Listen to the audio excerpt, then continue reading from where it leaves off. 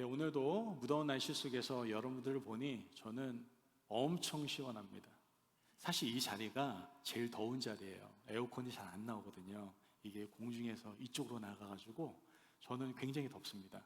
그럼에도 불구하고 제가 굉장히 시원한 것은 사랑하는 여러분들, 존귀한 여러분들을 보니 제가 마음이 또한 제가 너무나 시원함을 느끼는 것이 아닌가 생각을 해보게 됩니다. 우리 앞서서 한번 인사 나눴지만 여러분들 서로에게 짜증나는 존재가 아니라 사랑스럽고 시원한 존재가 되었으면 좋겠습니다. 양옆에 한번 다시 한번 인사 나누면서 내가 당신의 시원한 존재가 되겠습니다 라고 인사 나누시기를 바랍니다. 내가 당신의 시원한 존재가 되겠습니다. 당신의 시원한 존재가 되겠습니다. 벌써부터 시원해지시죠? 실내 온도가 한 2도 떨어진 것 같습니다. 할렐루야. 자, 지난 주일에는 축복의 사람 다니엘을 통하여 축복의 사람으로 살아가기 위해서 3가지 습관을 가져야 된다라고 말씀을 드렸습니다. 그 3가지 습관이 무엇이었습니까? 첫째가 기도의 습관, 두 번째가 뭡니까? 말씀에 순종하는 습관, 마지막 습관이 뭡니까? 감사하는 습관이죠. 어떻게 한 주간 동안 살아가면서 습관대로 살아가셨습니까? 기도의 습관을, 또한 말씀에 순종하는 습관을, 감사하는 습관을 가지고 한 주간을 살아가셨습니까? 아니면은 말씀은 좋사오나 내가 기억나는 것이 없사오니 하면서 잊은 채 살아가셨습니까? 여러분, 습관은요 반복이에요. 의도적으로 반복하셔야 돼요. 그래야지 습관이 되는 거예요. 제가 달라스 어머니회 가서 깜짝 놀랐잖아요. 달라스 어머니회를 가니까 이렇게 짝짝짝짝짝 막 이렇게 하더라고요. 짝짝짝짝짝 하니까 딱 조용해져요. 이게 한 번에 이루어진 거겠습니까? 반복된 교육의 습관으로 짝짝짝짝짝짝 하면 조용해져야 된다는 거 아는 거 아니겠습니까? 이것처럼 우리가 습관이 되기 위해서는요 반복이 필요해요. 반복된 학습이 필요합니다. 그러니까 꼭 아름다운 습관을 잘 기르셔서 정말 축복의 사람으로 살아가시기를 바랍니다. 우리는 축복의 사람으로 살아가기 위해서 지금 벌써 6명의 사람에 대한 이야기를 들었습니다. 오늘은 7번째 축복의 사람을 소개하려고 합니다. 그 사람은 바로 마리아입니다. 마리아는 온 인류를 구원하실 하나님의 아들 예수 그리스도의 어머니가 되는 엄청난 영광을 받았던 사람, 그 사람이 바로 마리아입니다. 그래서 마리아를 보통 우리 일반적인 사람들도 참 복이 많은 사람이다. 어떻게 우리를 구원하실 예수님을 품고 그 예수님을 태어나게 하신 어머니가 되셨을까라고 생각하며 굉장히 복되다라고 생각하는 경우가 참 많습니다. 사실 복됩니다. 성경에서도 복되다라고 얘기를 하고 있거든요. 그렇다면 이 축복의 사람 마리아가 축복의 사람으로 살아갈 수 있었던 이유는 도대체 무엇이었을까요? 오늘 말씀을 통해서 마리아가 축복의 사람으로 살아갈 수 있었던 이유에 대해서 삶의 3가지의 아름다운 모습을 함께 살펴보면서 우리도 한번 이 시간에 결단하는 시간을 가져보려고 합니다. 자, 마리아가 축복의 사람으로 살아갈 수 있었던 첫 번째 이유는 무엇이냐? 따라해 볼까요? 받아들여야 할 것을 받아들였기 때문입니다. 믿으시면 아멘. 이거 굉장히 중요합니다. 받아들여야 할 것을 받아들였기 때문이에요. 마리아가 축복의 사람이 될 수 있었던 것은요 다른 게 아닙니다. 받아들여야 될 것을 받아들였기 때문에 그런 거예요. 그렇다면 마리아가 도대체 무엇을 받아들였다는 말입니까? 마리아는요 하나님의 은혜를 받아들였습니다. 아멘. 하나님의 은혜를 입은 자로 자신을 받아들인 마리아의 모습을 우리는 성경을 통해서 잘 볼 수가 있게 됩니다. 가브리엘 천사가 마리아에게 나타나서 처음 말을 건네게 되죠. 뭐라고 얘기합니까? 28절 말씀을 보면 은혜를 받은 자여 평안할지어다 주께서 너와 함께 하시도다. 아멘. 자, 이 말을 마리아가 듣고 난 다음에 어떻게 반응을 합니까? 29절 말씀을 보면 처녀가 그 말을 듣고 놀라 이런 인사가 어찌함인가 생각하매 라고 말을 합니다. 자, 평범한 시골 처녀인 자신에게 갑자기 천사가 나타나서 은혜를 받은 자여 라고 얘기를 한 거예요. 그러니까 마리아 입장에서 얼마나 당황스럽고 놀랐겠습니까? 아니 나는 그냥 시골의 한 처녀에 불과한데 나보고 왜 갑자기 은혜를 받은 자라고 얘기하는 거야? 그렇게 생각하면서 당황하지 않았겠습니까? 마리아는요, 특별한 사람이 아니었습니다. 그러니까 더 당황할 수밖에 없었겠죠. 그런 마리아에게 천사는요, 한 번 더 확신을 가지는 말을 해주게 됩니다. 30절 말씀을 보면 천사가 이르되 마리아여 무서워하지 말라. 내가 하나님께 은혜를 입었느니라. 아멘. 여러분, 이 표현이 매우 중요해요. 이 표현을 잊지 마세요. 너무 중요한 표현입니다. 하나님께 은혜를 입었다라는 말은 마리아가 스스로 특별한 어떠한 자격을 갖췄다거나 어떤 대단한 공로가 있어서 위대한 이러한 사역을 맡게 된 것이 아니다라는 것을 우리에게 분명히 보여주고 있다는 겁니다. 마리아의 선택이나 노력 때문이 아니라 뭐예요? 전적인 하나님의 선택과 하나님의 은총이다라는 것을 성경은 우리에게 보여주고 있는 겁니다. 여러분, 여기서 우리가 축복의 사람으로 살아가야 될 삶의 원리를 우린 발견하게 됩니다. 축복의 사람으로 살아가기 위해서는요, 현실을 받아들이는 것이 아니라 은혜를 받아들이는 사람이 되어야 된다는 거예요. 한번 따라해 볼까요? 현실을 받아들이는 것이 아니라 은혜를 받아들여야 됩니다. 믿으시면 아멘. 이게 너무나 중요합니다. 현실을 받아들인 것이 아니라 은혜를 받아들였습니다. 축복의 사람으로 살아간다는 것은 자신의 어떤 공로나 자격이 아니라 전적인 하나님의 은혜를 받는 것으로부터 시작된다라는 것을 우리는 알 수가 있게 되는 것이죠. 마리아는요, 나사렛이라는 시골 마을에 사는 평범한 한 처녀였습니다. 부자도 아니었고요, 학식도 그렇게 높은 것 같지 않아요. 성경에 자세하게 설명하지 않는 거 보니까 그렇게 많이 배운 것 같지도 않습니다. 그렇다고 명망 있는 집안 출신도 아니었던 것 같아요. 더군다나 그 당시 유대 사회는요, 여자분들 정말 좋은 세상에 살고 계시는 거예요. 근데 이 당시에는 여자를 사람 취급도 하지 않았어요. 그래서 사람 숫자 셀 때 여자는 숫자로 치지도 않았거든요. 그런 사회에 살고 있었어요. 한마디로 사회적으로도 큰 영향력이 없는 존재였다라는 것이죠. 더군다나 지금 처녀가 아기를 낳는다는 것은 상상할 수도 없는 수치스러운 일이고 불명예스러운 일이었다는 겁니다. 세상적인 기준으로 볼 때는 마리아는 결코 특별하거나 대단한 존재가 아니었습니다. 그냥 오히려 연약하고 보잘것없는 존재에 불과했다는 것이죠. 하지만 하나님께서는 평범한 이 마리아에게 놀라운 은혜를 부어주셨습니다. 그리고 마리아는 그 은혜를 믿음으로 받아들였죠. 이것이 매우 중요한 겁니다. 마리아 입장에서 천사의 말을 듣고요, 거부할 수도 있었을 겁니다. 그렇지 않아요? 자신의 처지를 생각하면 거부할 수 있잖아요. 에이, 말도 안 돼. 내가 무슨 하나님의 은혜를 입어. 내가 뭘 했다고. 내가 무슨 자격이 있다고. 말도 안 돼. 자신을 과소평가하고 그 말씀을 외면할 수도 있었을 겁니다. 그러나 마리아는 천사의 말을 듣고 자신에게 임한 하나님의 은혜를 겸손히 받아들이게 됩니다. 여러분, 우리가 축복의 사람으로 살아가기 위해서는요, 받아들여야 할 것을 반드시 받아들이셔야 됩니다. 즉, 하나님의 은혜를 입은 자라는 것을 우리가 받아들이는 믿음의 태도가 필요하다라는 것이죠.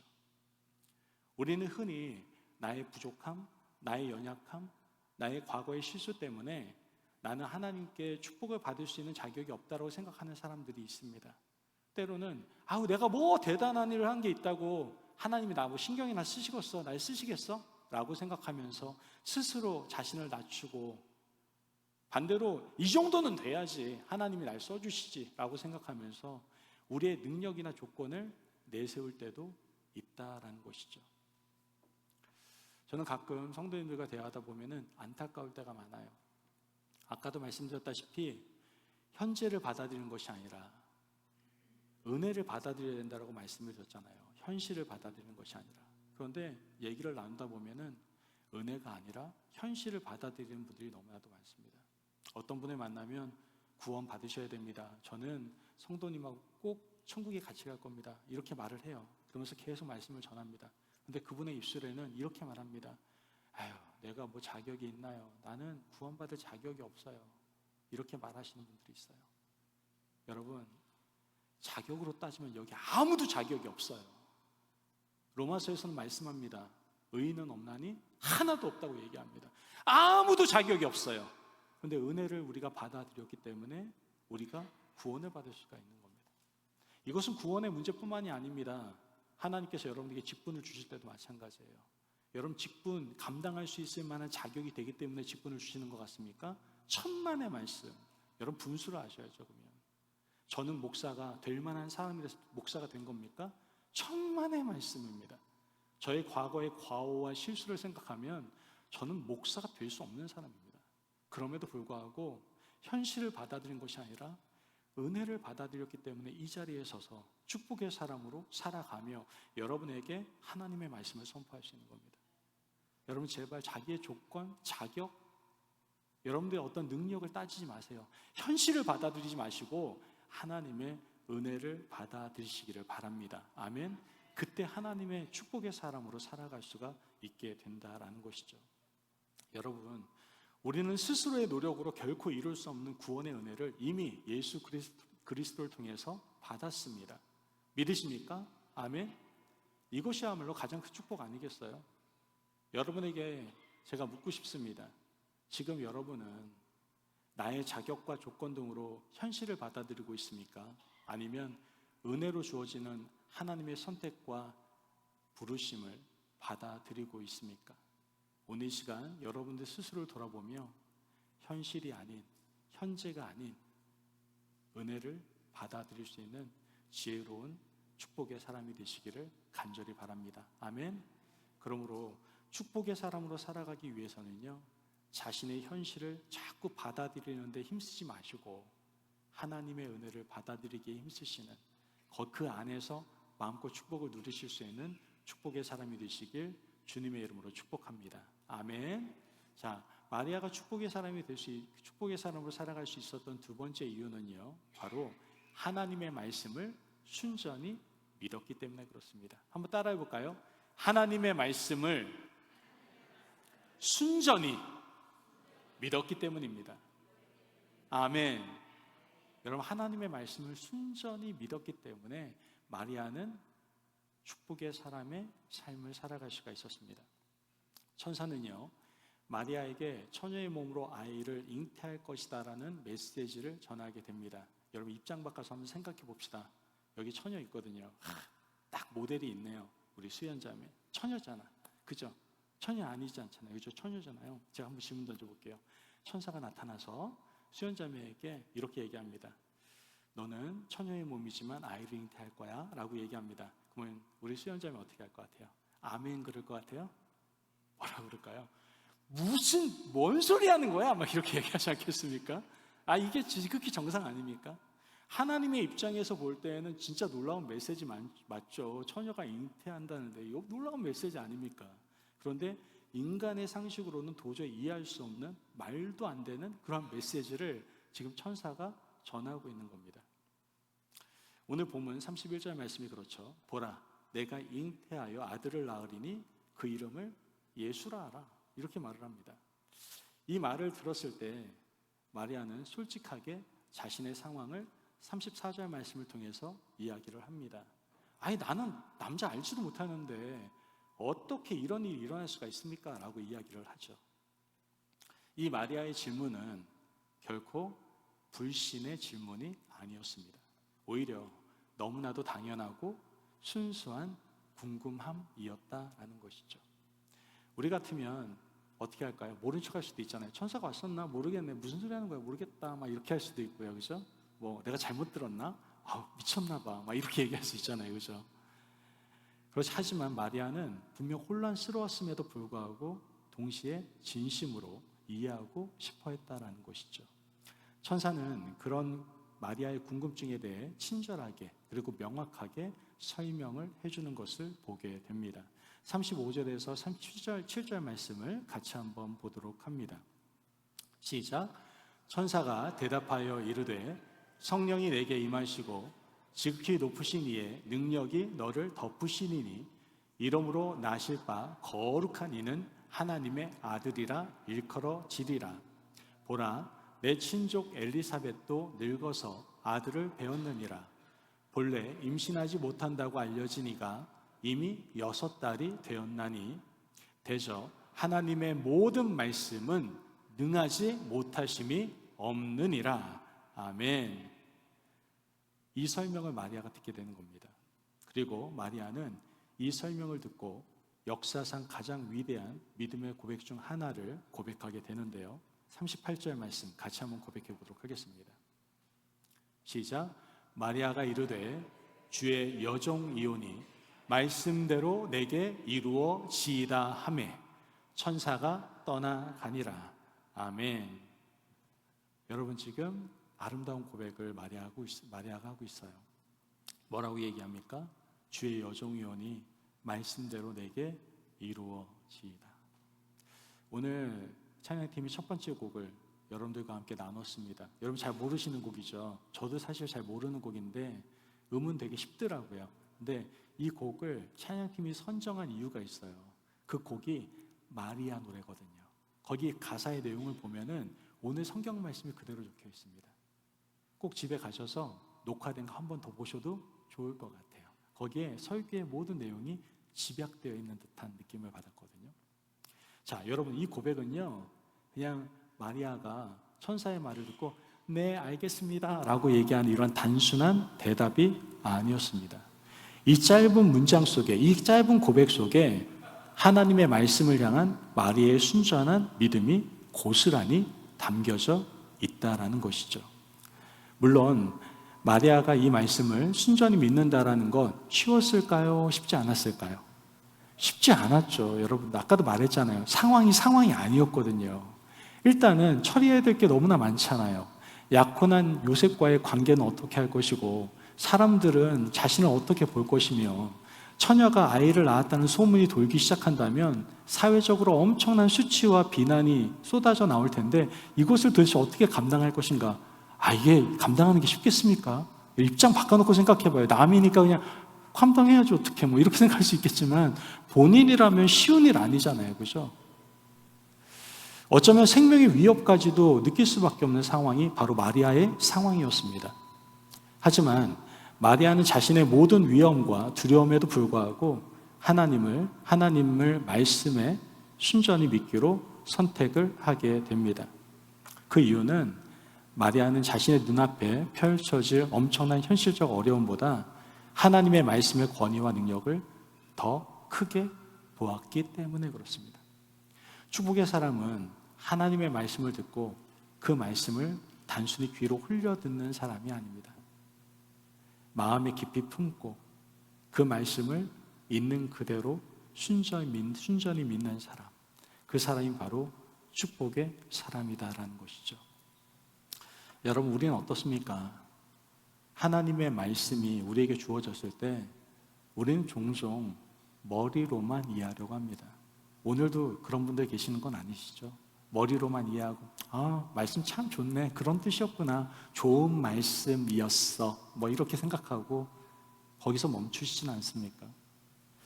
막상 그 말씀이 내 삶의 방향을 바꾸거나 내가 가진 것을 좀 내려놓으라고 할 때에는 머뭇거리거나 계산하고 있지는 않습니까?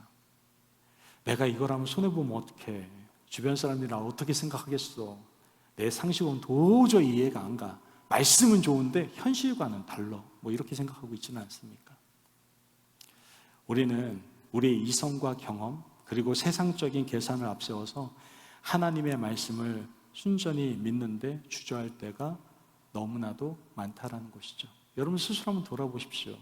정말 주저할 때가 얼마나 많은가. 그러나 마리아는 달랐다라는 것이죠. 마리아는 하나님 말씀 앞에 자신의 모든 것을 다 내려놓았습니다.